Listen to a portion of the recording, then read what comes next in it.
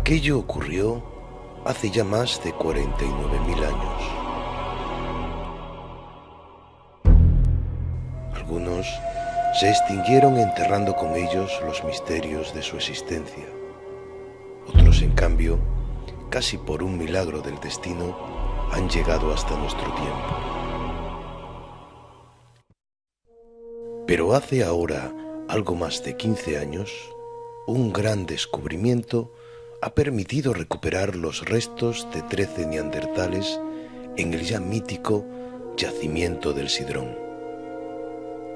Y ha sido aquí, en nuestra tierra, en Piloña, donde tras una ardua investigación, los 13 del Sidrón han desvelado el misterio de las 4 preguntas. Y es aquí, en nuestra tierra verde y salvaje, donde aún caminan en libertad aquellos ancestrales animales que sobrevivieron a los mismísimos dinosaurios, una especie única rescatada de las garras de la extinción. No te puedes perder esta experiencia.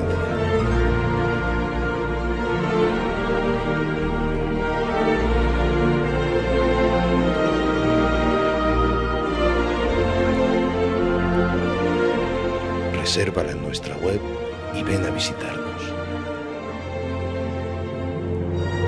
Piloña, tierra de Asturcones, donde el tiempo se para en la comarca del Sueve.